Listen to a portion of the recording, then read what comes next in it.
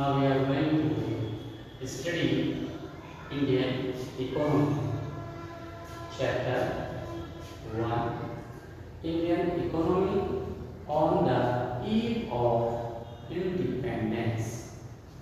Okay students, जो हमारा first chapter है इंडियन इकोनॉमिक डेवलपमेंट में, उसका जो हम पार्ट आपके पास कौन सा है? Agriculture sector on the eve of independence. Okay, तो यहाँ पर जो हम एग्रीकल्चर की जो फीचर्स थे हम उनकी स्टडी कर रहे हैं कि इंडिपेंडेंस डे के समय कंट्री की जो एग्रीकल्चर सेक्टर में जो सिचुएशंस थी वो कैसी थी। तो उसी के सिलसिले में आपके पास यहाँ पर कुछ पॉइंट्स नोट किए हुए हैं जो हम यहाँ पर आपको बताएंगे कि फीचर्स किस तरह की इंडियन इकोनॉमी थी। हमने लास्ट वीडियो में आपके पास ये पॉइंट था वो प्रोडक्टिविटी एंड प्रोडक्शन के बारे में थोड़ा सा आपको बताया था। ओके, तो आज हम यहाँ आपको फिर से बताएंगे कि किस तरह से आपके पास ये जो लो प्रोडक्टिविटी है वो आपके पास वर्क वहाँ पर करेंगे, जो लो प्रोडक्टिविटी है और जो प्रोडक्शन इसका भी हम आपको बात यहाँ पर समझाएंगे कि किस तरह से जो प्रोडक्शन था वो कम था। तो यहाँ पर सबसे पहला आपके पास क्या आता है? लो प्रोडक्टिविटी। तो लो प्रोडक्टिविटी क्या होती है? हमने आपको बताया था कि पर हेक्टेयर जो प्रोडक्शन होता है उसे आप लो प्रोडक्टिविटी बोल देते हैं। और ये जो एक अकाउंटिंग ईयर में या फिजिकल ईयर में जितना भी कंट्री में जो प्रोडक्शन होता है हम उसे क्या कहते हैं? ये कंट्री का प्रोडक्शन। ओके, तो इंडिपेंडेंट के समय जब आपकी जो कंट्री थी वो इंडिपेंडेंट हुई थी 1947 में, तो ये कंडीशन किस तरह की थी आपकी उनकी हम यहाँ पर डिस्कस कर रहे हैं।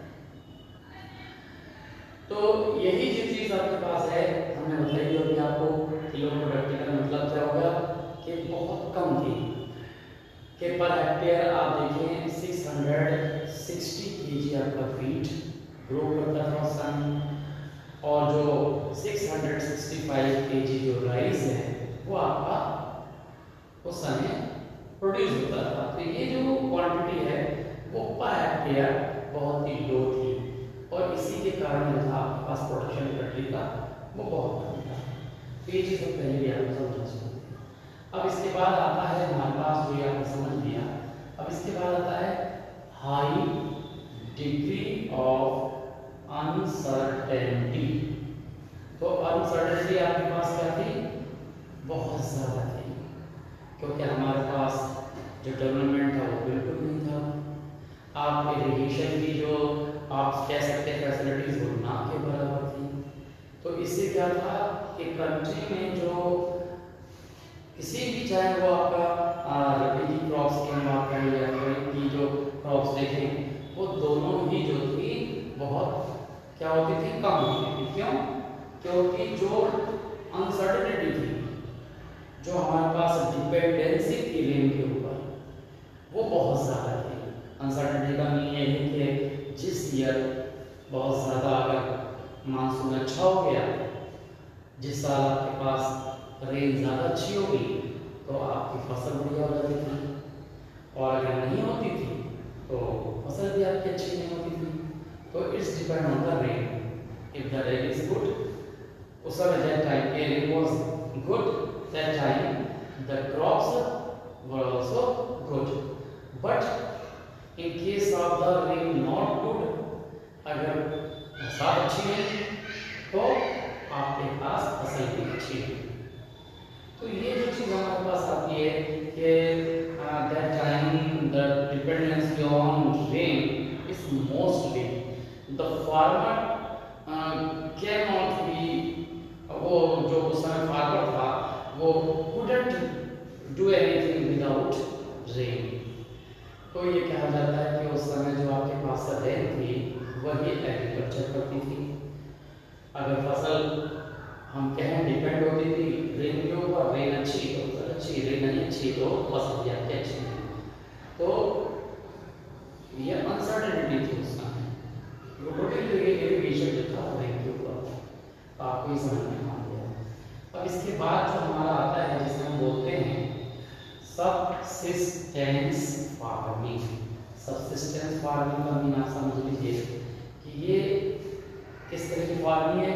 ये फार्मिंग क्या करती है कि इस तरह की फार्मिंग जो होती है वो टोटली किस तरह की होती है कि अगर पर्सन या फार्मर क्या कर रहा है अपने जीवन को चलाने के लिए अगर एग्रीकल्चर कर रहा है, मतलब जो भी प्रोडक्शन है वो खुद उसे यूज करने के लिए कर रहा है, तब वो सबसिस्टेंस फार्मिंग कहलाती है। इसमें कोई भी जो फार्मिंग है वो क्या थी, सरप्लस नहीं होती है। यहाँ पर उस समय क्या होता था कि खाने के लिए जो प्रोडक्शन था वो हो जाता था, चाहे वो व्हीट हो चाहे वो राइस हो, सारी चीज़ें जो थी वो किस तरह की थी, खाने पर डिपेंड थी कि लोग या जो फार्मर थे वो खाने के लिए ही फार्मिंग किया करते थे, वो भी उनका नहीं हो पाता था। जो फार्मिंग है वो जो केवल खाने के लिए ही, जैसे आपके पास व्हीट है तो व्हीट को क्या करते थे वो केवल खाने के लिए उगाते थे। अगर राइस को उगा रहे हैं तो वो भी क्या कर रहे हैं, खाने के लिए उगा रहे हैं। तो मीन ये है कि जो फार्मिंग होती थी केवल वो खाने के लिए, अपने परिवार को पालने के लिए ही किया करते थे। तो इस तरह से सब्सिस्टेंस फार्मिंग आपके पास हुआ करती थी। ये कमर्शियल फार्मिंग उस समय नहीं होती थी, जो सरप्लस फार्मिंग वो नहीं होती थी, मार्केटिंग फार्मिंग वो कुछ भी नहीं हुआ करता था। तो इंडिपेंडेंस के समय में जो फार्मिंग थी वो केवल खाने के लिए की जाती थी। तो ये आपको समझ में आ गया। अब इसके बाद आता है नेक्स्ट, जिसे हम बोलते हैं gulf between owner of the soil and tiller of the soil. तो यहाँ पर ये मीनिंग आप अच्छी तरह से समझ लीजिए कि जो गल्फ होता है क्या, एक तरह से गैप हो गया, खाई जिसे बोलते हैं हमारे पास। तो ये गल्फ किसके बीच में, owner of the soil. Owner का मीन आप समझते हैं कि जो मालिक है किसकी, मिट्टी के। तो मिट्टी के मालिक मतलब कौन थे, जमींदार हुआ करते थे। तो उस समय भी जमींदार थे क्योंकि उस समय जो रूल्स था वो अभी भी किसका चल रहा था, ब्रिटिशर्स का चल रहा था। इंडिपेंडेंस के समय में जो कंडीशंस थी कि जो जमीनों के मालिक थे, जो जमींदार थे, उनके बीच में, और जो tiller of the soil, tiller of the जो जमीन पर खेती किया करते थे, यानी मिट्टी पर जो वर्किंग किया करते थे फार्मर। तो इन फार्मर के बीच में और जो ये ऑनर्स थे इनके बीच में हमेशा डिस्प्यूट होते थे। हमेशा इनके बीच में जो था, जो कंट्रोवर्शियल कंडीशंस रहा करती थी, हमेशा दोनों में झगड़े हुआ करते थे। फार्मर जो था वो ज़्यादा से ज़्यादा अपने जो क्रॉप कर रहा है उसको अपने फेवर में कहता था, और जो मालिक हैं वो ज़्यादा से ज़्यादा जो क्रॉप्स थे वो अपने फेवर में मतलब लिया करते थे। तो मतलब ये कि वो कहते हैं हम इसके मालिक हैं, इसका पोर्शन हमें मिलना चाहिए। ऐसे लैंड ग्रैबिंग को वो ज़्यादा से ज़्यादा कलेक्ट करने की कोशिश करते थे। और जो सॉइल पर काम करने वाले किसान थे, ये जो फार्मर थे, वो क्योंकि उनका मानना था कि वर्किंग हमारी है तो हमें पोर्शन ज़्यादा मिलना चाहिए। तो इस बात को लेकर हमेशा जो है वो झगड़े हुआ करते थे। तो ये डिस्प्यूट्स जो थे आपके इंडिपेंडेंस के समय में रहा करते थे। तो ये आपको समझ में आ गया।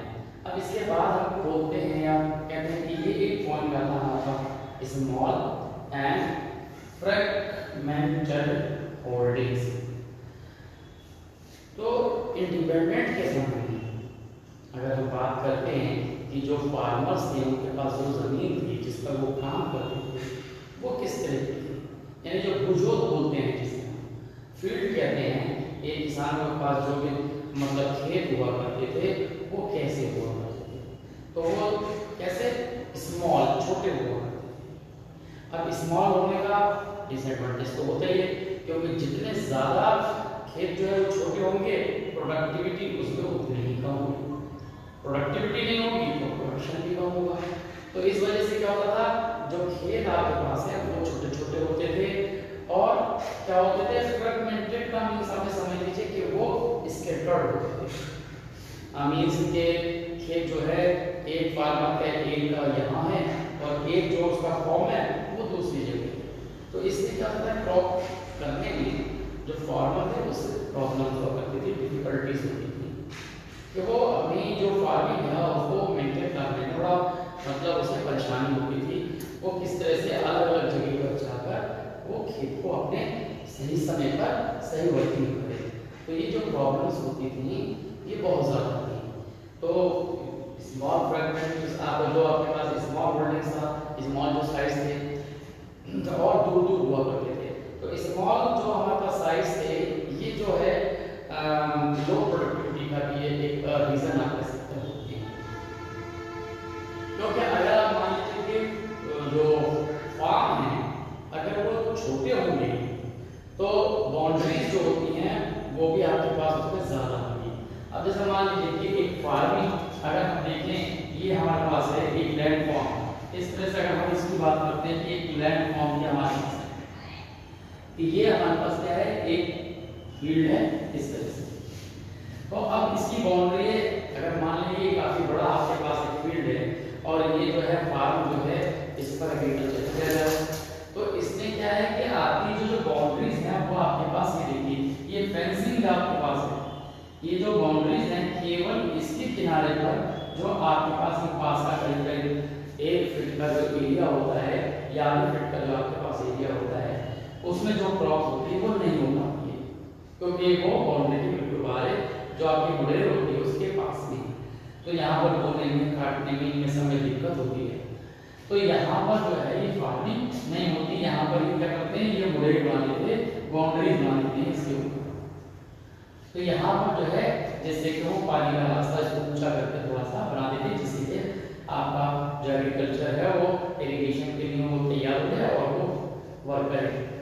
तो ये बाउंड्रीज जो हमारे पास हैं ये बड़े खेत में अगर हम देखें तो ये क्या होती है ये कम होती है। अब उस समय क्या था कि ये जो आप देख रहे साइज ये बड़ा साइज था आपके पास, लेकिन इंडिपेंडेंस के समय में ये साइज जो था वो फार्मिंग का ये आपके पास छोटे छोटे होते थे। इस तरह के हम अगर देखें तो फार्म जो है वो इस तरह से ये आपके पास छोटे छोटे फार्म है। इसलिए भी आप देखें कि किसान जो थे वो किस तरह से वर्किंग करते थे इन फील्ड में। तो ये आपके पास एक फील्ड आपका इस तरह से ये। अब इसमें एक फील्ड में आपके पास यहाँ देखिए कि कितनी आपके पास बाउंड्रीज होंगी। ये देखिए ये बाउंड्री जो है वो एक्स्ट्रा आपके पास आती है। ये एरिया जो है आपके पास ये बिल्कुल अलग है, इसमें आपके पास फार्मिंग नहीं होगी। इसी तरह से ये जो पोर्शन है आपके पास ये पोर्शन आपका एक्स्ट्रा हो गया। ये पोर्शन आपके पास देखिए ये पोर्शन आपका एक्स्ट्रा हो गया। और इसमें देखें तो ये पूरा पोर्शन बीच में ये देखिए पूरा पोर्शन यहाँ पर फार्मिंग नहीं हो रही है, यहाँ फार्मिंग नहीं हो रही है। ये जो एरिया आपके पास है इनमें ये जो फार्मिंग है इनमें फार्मिंग नहीं हो रही है। तो ये बहुत सारा एरिया जो था बिना फार्मिंग के निकल जाता है। तो ये छोटे छोटे फील्ड होने की वजह से इनके अंदर इन बाउंड्रीज के ऊपर ये जितनी भी बाउंड्रीज हैं इन बाउंड्रीज में आपका एग्रीकल्चर नहीं होता था। तो ये सब आपके पास जो जितने पोर्शन है ये ऐसे ही आपके रख जाते थे ये सारे। तो इन सब के अंदर जो है फील्ड एग्रीकल्चर हो सकता था, लेकिन छोटे होने की वजह से ये आपके पास पूरा अगर ये बाउंड्रीज को देखें तो ये करीब उतना एरिया पर जाता था जितना कि आपका एक पोर्शन। तो ये लगभग हमारे पास क्या होता था इससे फार्मिंग है बहुत कम होती थी। ये आपको समझ में आ गया कि जितनी छोटी छोटी जमीनें होंगी या दूर होंगी उतना जो प्रोडक्टिविटी है वो आपके पास नहीं होगी। तो ये आपको समझ में आ गया। एक छेद जो हमारे फील्ड थे वो छोटे होते थे। अब एक आता है नेक्स्ट है लैंड रेवेन्यू सिस्टम।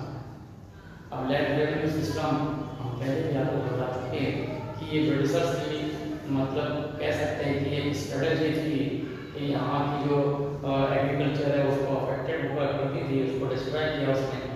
तो उन्होंने जो है आपको हमने बताया कि इसने जमींदारी सिस्टम जो इंट्रोड्यूस किया वो आपका क्या था डिफेक्टिव था, वो आपके पास बहुत अच्छा नहीं था, जिसके वजह से ये सारी जो प्रॉब्लम्स थी उसमें हुई। तो उसमें क्या था आपके पास ये जो ब्रिटिशर्स थे उन्होंने जमींदार के अंडर में एग्रीकल्चर को भेज दिया और जो जमींदार सिस्टम जो थे